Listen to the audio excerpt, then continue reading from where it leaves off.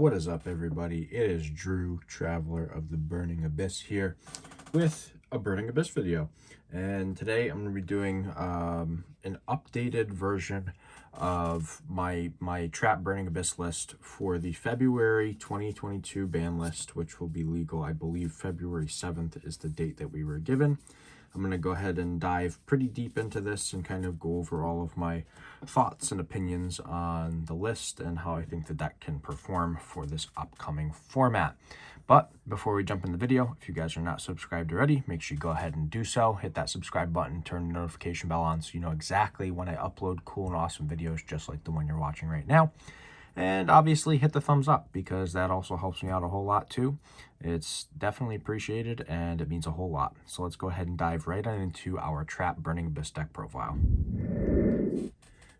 Alright, so starting with our main deck, I want to go ahead and preface that I am playing 45 cards. I think 45 cards is correct in this current list, and you'll see why as I progress through it. I think that it's fully worth playing the 45 because you don't want to draw into certain cards, and for me, like I've always been a big fan of playing Burning Abyss lists that are anywhere between 41 and 50 cards. Actually, some of my best lists have played 50 cards, ironically enough. Not 60, that's right, 50. As crazy as that sounds, it actually, at the time, was when I was playing the Dragoon variation, and you didn't want to draw Red Eyes Fusion, you didn't want to draw Dark Magician or Red Eyes Black Dragon. But we're obviously past that, and we have other cards that we can play now that are better. So we'll start with the Burning Abyss lineup. The only 3 of that we play is 3 Graph in this particular variation. I don't think that there's any other Burning Abyss in this particular list that you need to play 3 of. I don't think for the most part that any Burning Abyss list needs any other 3 ofs other than Graph. You can make an argument to say that maybe you could play a 3rd Skarm, but I think 2 is perfectly fine and it gets you where you need to be. If you're not winning the game by the time the 2nd Skarm resolves, then you're probably just not going to win the game at all. So for me, 3 Graph is the only 3 of that I need. For the 2 ofs, we have 2 Seer, we have 2 Skarm, and 2 Farfa. So I think that just having the 2 Seer is perfectly fine because it establishes your Seer Dante loop. And if your opponent gets rid of 1 Seer with some sort of banishing ability, then you can obviously use the 2nd one to continue looping your Seer and Dante, which is pretty cool. The 2 Skarm I already mentioned as to why you only need to play 2 of it. It's not something that you necessarily want to be trying to resolve 3 times. Like, you want to resolve it once and win the game off of just resolving it once. So 2 Skarm is perfectly fine. And then the 2 Farfa, this comes up pretty frequently. It's a solid board interruption, which is great. The thing that I really want to point out with this card in particular is the fact that, like, if your opponent has a token on board and you banish the token does not return at the end phase. It's gone. So against something like the Brave or Dpe Engine, whatever it's being called now, if you banish their token, token doesn't come back. And if you banish like a Sword Soul token, it also does not come back. So Farfa is actually ridiculous in that respect. And I think that's something that people should really know if they don't know that already. And the 1-ofs, we have 1 Barbar, 1 Calcab, 1 Libic, and 1 Alec. So I think that these are probably your best 1-ofs that you could play. If you're playing some sort of crazy build, then I'm sure you could just play Rubik and go with that. Everything else you don't really have to play. You don't play Drahi, you don't play Kagna because they're just really not that good. But the thing that I want to talk about with all of these, the Libic I don't think needs much of an explanation. The Calcab, I'll do a very short explanation, and it's the fact that I want to play another Burning Abyss name. Sure, you could possibly bounce a set back row. That's cool. But for me, it's just another Burning Abyss name to special from hand when I have like a Graph in hand or a Rhino Warrior in hand.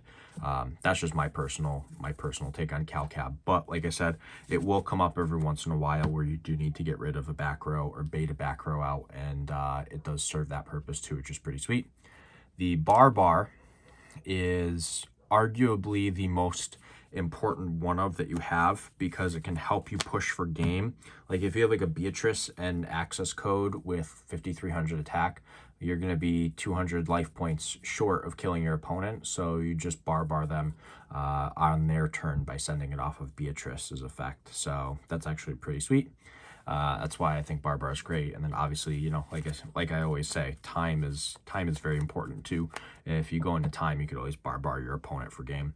The Alec, this is my favorite one of, and also my most hated one of, because this card can be the absolute like best card in your deck to send off of Beatrice or discard off of like a Karmika or a Dynamiscus. But at the same time, there's going to be points where you just see this card and it's just completely dead and it does absolutely nothing. I think that the best thing to do with this is just negate Averte Anaconda when it hits the field. Like, that's obviously what you're going to do most of the time.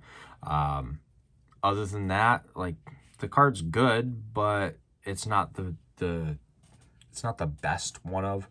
Like I said, I think Barbar is the best one of because it just comes up more frequently. But I think playing all 4 of these is good. If you're going to cut any of them, I would cut the Cow Cab and continue playing the rest. Then for the honorary Burning Abyss cards, we play 3 Rhino Warrior, which I think is a mandatory 3 of, not just because it sends your Burning Abyss names, but it also sends cards like Token Collector, and that's kind of a big deal. Like, you want to be able to send Token Collector. It's going to hurt the Brave Engine, it's going to hurt Sword Soul, like all that stuff you're going to be able to cut off by doing something like utilizing the Rhino Warrior. So, obviously Beatrice can send Rhino Warrior too, but if you're, you know, if your turn is you ending on just the Beatrice and you're playing a little more conservative because you're thinking, okay, my opponent might have like a Nibiru or something like that, you can always, you know, use your Beatrice to send Rhino Warrior, and then Rhino Warrior could send you know, something along the lines of a Token Collector, or it could send a Backjack. Like, it just gets more cards in your grave too to help you deck thin, which is fantastic in the trap variation, which we are playing. So obviously I should mention too the whole non-destruction clause for your other fiend monsters. That kind of goes without saying. Most people know that. But basically, if you open this in a random BA, you just have full combo, which is fantastic. Then we play 2 Tour Guide. I'm actually really fond of only playing 2 now. For a very long time, it was like a firm 3 of for me. Like, I would not budge from playing 3. But I think that right now, 2 is the way to go. People are playing a large amount of low impact hand traps, and having something like Tour Guide there is kind of sad because it does lose to those low impact hand traps, unfortunately. Your opponent's going to Ash it, they're going to Veiler it, they're going to Imperm, something along the lines of that, and it's just going to make you, you know, feel bad that you normal summon this instead of a Rhino Warrior in another BA, or a Graph in another BA. So 2 Tour Guide is really good. Typically speaking, you're going to activate it on like your 2nd turn. Then we have our copy of Absolute King Backjack. This is honestly one of the best cards in the deck. We only have to play 1 of it, but the 1 of does come up quite a bit, and let me tell you, when it does, this card is straight fire. Being able to rearrange the top 3 cards of your deck to then get a mill of a possible trap card that you can set and activate that turn, and on top of that, you could determine what you're going to end up drawing on the following turn off of that too. Like, this card is crazy. It's really, really crazy. I love Backjack. If I didn't want to draw it, I'd play 2 of it, but I really just don't want to draw it, so I will not be playing 2. Then our newest addition is 1 copy of Fairy Tale Snow. I'm very 50-50 on this card in this variation because, like, sure, Fairy Tale Snow is great, and I would never argue that because obviously the card puts in so much work, but you kind of have to accrue a lot of resources with this build to use its effect well. And in my opinion, the resources in here aren't nearly as abundant in your graveyard as other variations. Like, you just don't put as much in your graveyard on the first turn or 2. So I think that Snow is great, but I do think there are some drawbacks too. Then next up, everyone should expect this. I'm playing the Dasher, the Celestial, and the 2 Fusion Destiny. I think that, you know, the Fusion Destiny hit going to 2 was just kind of a joke. It doesn't really matter because either we draw it or we send it off of Verte. Like, that's essentially what's going to happen with this. I don't think that the hit to 2 did anything whatsoever. I think that this is just going to be the engine that's still running rampant throughout the course of the meta, outside of like the Brave stuff, because that's just going to be popular too. But DP is a pretty good card. Then the other spell cards, this card I think is extremely integral to the format, and that is 3 Forbidden Droplet. So I think that if anyone watching is a budget player, they're going to say, well, that's just out of the question. I could just bump the deck down to 42 cards now. But like, I would just swap it out for chalices if you can't afford the droplets. Just trust me, playing the 45 cards is great. If you can't afford the Fusion Destiny engine, then obviously you can cut those, and you know, at that point you could drop it down to 40. I'm primarily playing 40 cards or 45 cards because of the Fusion Destiny engine. Like, the Fusion Destiny engine is what makes this deck go up to 45 cards, and I think it is necessary because of that, because I don't want to draw the Celestial or the Dasher. Like, I don't want to see them, to be perfectly honest. But Droplet is really powerful this format. You're going to be able to hit stuff like Scythe, DP. You're going to be able to hit any kind of boards that have some sort of number of negations established. So the Droplet is actually fantastic. Really good. If you can't afford them, play chalices, but if you have the ability to get your hands on a playset of droplets, definitely do it. Then the last spell card that we play is the one Called by the Grave. This is good, but I feel like with it being a one of, it's kind of like, okay, whatever. Like, maybe I see it, maybe I don't. But at the same time, if you do see it and you have a tour guide in your hand, you might as well just summon the tour guide and you know, use the effect to combo, because even if your opponent tries to Ash or Valor you, you're going to be able to play because you have the Called by. So that's pretty sweet. Those are all the spell cards, though. We're going to hop on over to the traps, which we have the beautiful Collector's Rare Solemn Strikes. I got to say, these look fantastic. I don't know if the camera's going to do it complete justice because it is double sleeved. There's an inner and a regular, but you can kind of see the shimmer off of it. Collector's Rares look beautiful. I really love them. So 3 Solemn Strike, fully necessary. This card is great going first or second, which I think is great because you can combo it with my personal favorite trap card in the deck, 3 Torrential Tribute. So playing the 3 Torrential and the 3 Strike allows you to do so much. If you're going second and you have both of these in your hand, you can set both of them. Then when your opponent tries to summon, you flip the Torrential, and if they try and negate, you can just Solemn Strike whatever they try and negate with and keep playing the game and completely wipe their board. So this stuff is all really good. Love this so much. Puts in so much work. And yes, the Torrentials are also collector's rares, so they also look absolutely gorgeous and completely beautiful. So yes, we do have to play the best 3 ofs possible. Then we have, for our discard outlets, we have 3 Dino-Miscus and 2 Karma Cut. So I think that these are probably the best route to go. If you want to play Wind Blast, you can. I would only play 2 of it if you're going to be playing it, but I thought that Karma Cut and Dino-Miscus were significantly better. Obviously, that's a subjective opinion, and it's just what I personally feel. You guys can change the list to whatever you want. I'm just here to show you guys a skeleton and show you guys how I personally like to play the deck, and what I found is the most successful for me. But the other cool thing is, obviously, the Dino-Miscus can bring itself back onto the field as a monster when you activate another trap card. So that's actually pretty good. Just keep that in mind. Then we have some Graveyard Disruption, and that is 2 Ice Dragon's Prison and 2 Fiend Griefing. So these cards are, from my standpoint, possibly the 2 most important trap cards in the entire deck. Now, I would play a 3rd Ice Dragons, but it's only once per turn, so I don't see a reason to. And then the Fiend Griefing, yes, you can play 3, but I wanted to have some variation in here. If you want to take anything out of the deck to play a third Fiend Griefing, you could always take out the one copy of Call by the Grave and just sub it in for another Griefing. That's more than acceptable, and it'll definitely still work somewhat similarly. So I think that these two are very important because with the meta going in the direction that it is, you're going to be able to out Phantom Knight graveyard effects and fields and whatnot, and you're going to be able to out like your Tenyi Sword Soul stuff. Like all that is going to be outable because of this engine of, you know, just Fiend Griefing and Ice Dragon's Prison. So definitely play these if you are not playing them.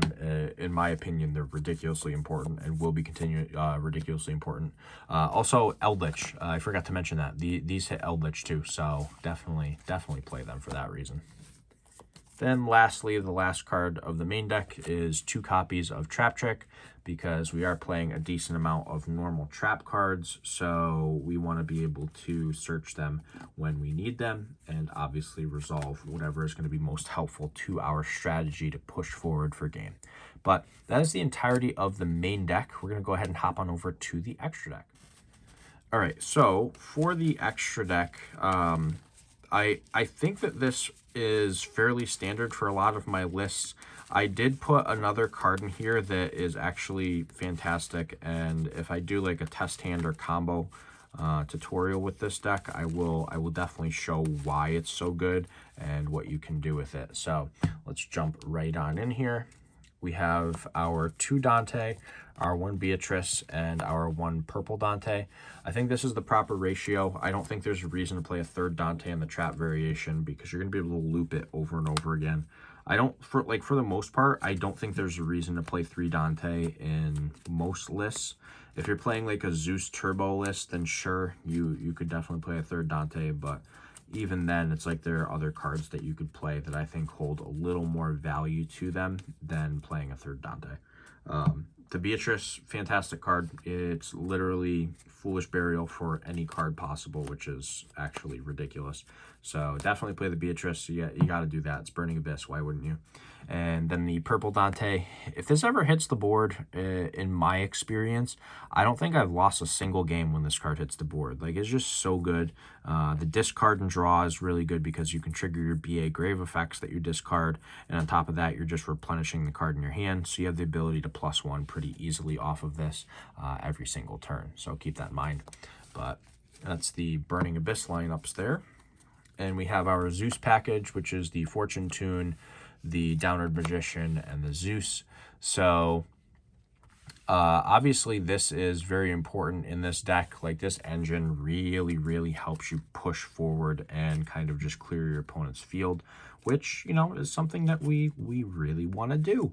And I think that playing this engine is great for multiple reasons. If you somehow manage to have your opponent not have any monsters on the field, you don't have to make the Fortune Tune. You can make a Dante, attack directly for 1,000, and then you can always Downward Magician on top of the Dante, and then make a Zeus, and then you have 2 board wipes because you didn't detach from Dante because your opponent had no monsters.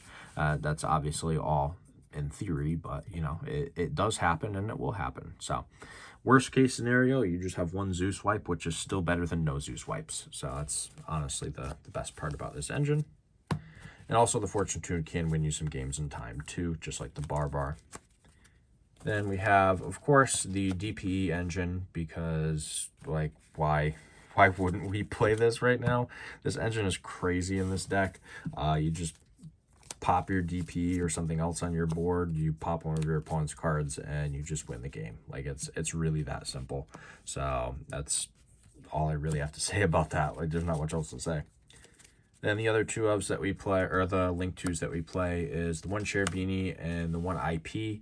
I think that the Cherubini is great for link climbing because it helps you go into an access code fairly easily, which is obviously pretty important, especially if you're trying to make a nice big push for game. So don't count Cherubini out. It definitely does put in a whole lot of work. And then the IP, if you open up Fusion Destiny, that's usually when you're going to use this. Like, combo plus Fusion Destiny in hand, you end on IP, DPE, and Beatrice. Like, that's just really good. So not much else to say there. We play a small Nightmare Engine. We play 1 Phoenix and 1 Unicorn. Don't need to play Cerberus. Cerberus just isn't really that good, so we don't play it. These are great spot removal, and they help you link climb in your access code too, which will become even more board removal. So pretty darn good. And then the special card that if I do a combo or test hand video, I will definitely show this card off. That is 1 Topologic Trisbana. This card is very, very strong, being able to banish the spells and traps on the field. And for however many of your opponents you banish, I believe they take 500 apiece, which is actually really, really strong. So you can possibly do some damage to help you win in time too. So that's actually very, very important. There is a lock with this card where you can lock your opponent out of their extra deck depending on what deck they're playing, which, like I said, if I do a test hand or combo video, you will see that. And then lastly, I mentioned it before, but the 1 Access Code Talker. Card's just really good. I don't have much else to say on it. Like, the card's just busted. Definitely play your Access Code Talkers. It's fully worth it. But that rounds up the extra deck. I'm going to go ahead and hop on over to the side deck so all of you can see what I side into to counter the current and up-and-coming meta. Okay, so it is now time for the side deck. As you can already see, the first card on top here is Lava Golem. So the great thing about Burning Abyss is that you do not need your normal summon. So you can just tribute your opponent's biggest negations that are a problem or just their overall biggest problem monsters. And then they get a Lava Golem. You special 2 BAs. You attack the Lava Golem in defense position with a Fortune Tune. And then you just get to make a 2 board wipe Zeus, which is fantastic. So keep in mind that is actually something that will come up a lot, especially with the up-and-coming meta. You're going to have to get rid of a lot of cards on your opponent's board, and Lava Golem will do just that for you. So if you're not considering siding this card or you're not currently siding it at all, then you should probably rethink about it, because I think that playing 3 of this in the side deck is actually busted. It's really, really strong. Then I mentioned this before, and it is 3 Token Collector.